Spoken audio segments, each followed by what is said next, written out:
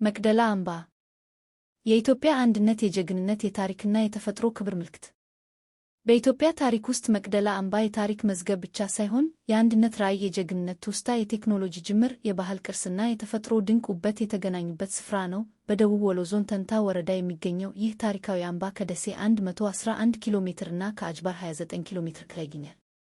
መቅደላ አምባ ከባህር ጠለል 2787 ሜትር ከፍታ ላይ የሚገኝ፣ በዙሪያው በከፍተኛ ገደሎች የተከበበ በመሆኑ ወደ አምባው የሚያስገቡ ዋና መግቢያዎች ቆቂት በር እና ቃፊር በር ብቻ በመሆናቸው የማይደፈር ስትራቴጂካዊ ምሽግ አድርገውታል።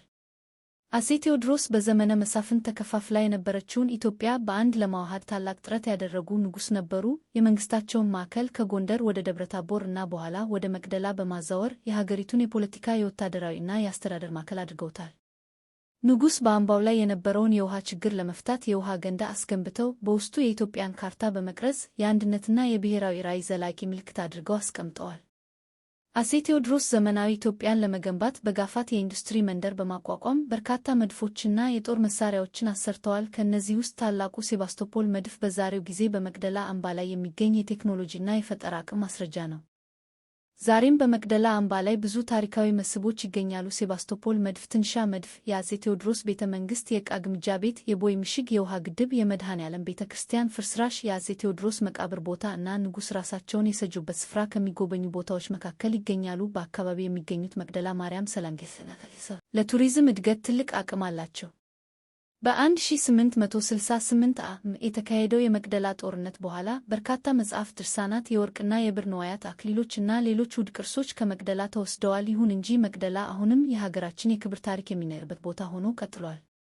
መቅደላ አምባ በተፈጥሮ ውበቱም የሚያስደንቅ ነው። ከአምባው ላይ የሚታዩ ተራሮች፣ ሸለቆዎች፣ ገደሎች እና ሰፊ መልክዓ ምድሮች ለጎብኚዎች የማይረሳ ተሞክሮ ይሰጣሉ። የፀሐይ መውጫና መግቢያ እይታዎች ለፎቶግራፍና ለተፈጥሮ ወዳዶች ልዩ መስህብ ናቸው።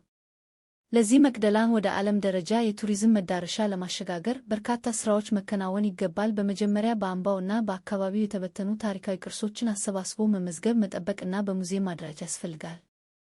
የአፄ ቴዎድሮስን ታሪክ፣ የመቅደላ ጦርነትን፣ የኢትዮጵያ አንድነት ራዕይን እና የመቅደላ ቅርሶችን የሚያሳይ ዘመናዊ ሙዚየም መገንባት ይገባል። በተጨማሪም የፈራረሱ ታሪካዊ ቅርሶችን በሳይንሳዊ ጥናት መሠረት መጠገንና መልሶ ማቋቋም ያስፈልጋል።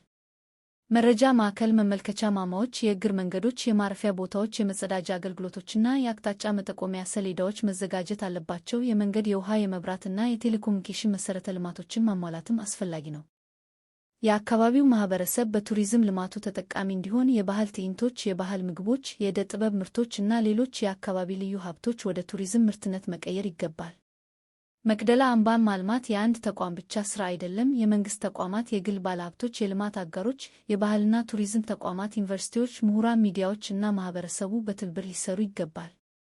ይህን ውድ ቅርስ በጋራ በመጠበቅና በማልማት መቅደላን ከኢትዮጵያ ብቻ ሳይሆን ከአፍሪካ ዋና ዋና የታሪክና የባህል ቱሪዝም መዳረሻዎች አንዱ ማድረግ እንችላለን። መቅደላ አምባ የአፄ ቴዎድሮስ ራዕይ የተኖረበት፣ የኢትዮጵያ አንድነት ህልም በድንጋይ የተቀረጸበት፣ የጀግንነት ታሪክ የተጻፈበት፣ የተፈጥሮ ውበትና የባህል ሀብት የተገናኙበት የቃል ኪዳን አሻራ ነው። መቅደላን ይጎብኙ፣ በልማቱም ይሳተፉ። ደቡብ ወሎ ዞን ባህል ቱሪዝምና ስፖርት መምሪያ